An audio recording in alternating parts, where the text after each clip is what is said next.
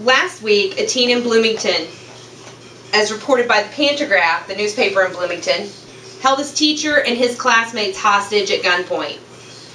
Also last week, MacArthur High School and Eisenhower High School in Decatur were on lockdown due to violence. As reported in the national news, from the National News Association, 6 teens filmed their brutal beating of their next door neighbor just for the fun of it. I have children in this community, I have teens in this community, and the lack of Christian outreach and ministry appalls me. I don't want my kids to be a statistic. I don't want them to be a lost kid. And I don't want them to be a statistic as a result of a lost kid. Starting a citywide youth ministry and outreach program with a focus on teaching these kids to value their community and to assist and help their community will assist the community to improve the violence rate and to give these youth a sense of fulfillment and hope.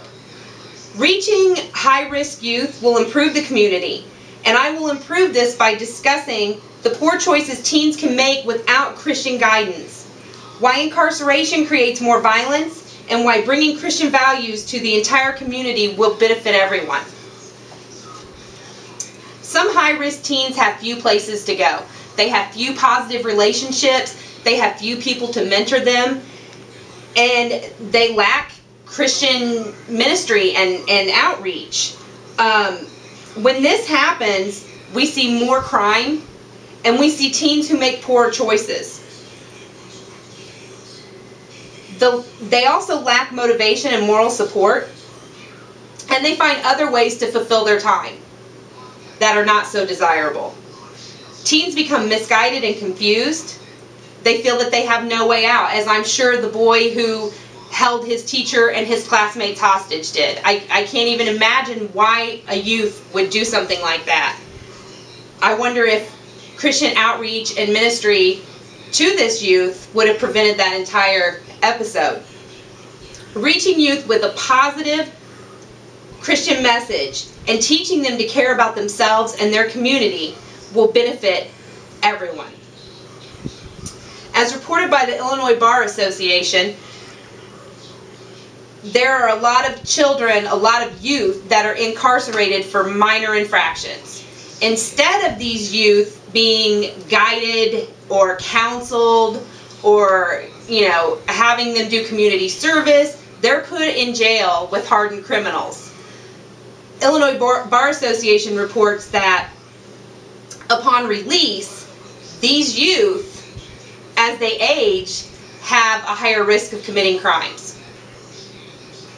The neighborhoods that they live in, because they were incarcerated and they were around hardened and seasoned criminals, it's like monkey see, monkey do. You do what you see. You act like who you hang around with. And these kids are in jail with hardened criminals.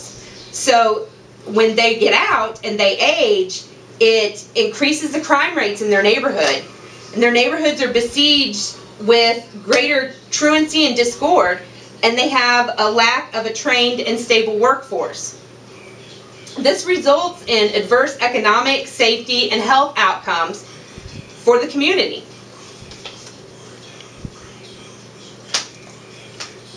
Christian outreach and mission with youth will result in a safer community, and it will instill a sense of value and worth in these youth.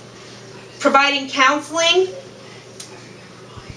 and developing positive relationships with these youth will result in the youth having better coping mechanisms.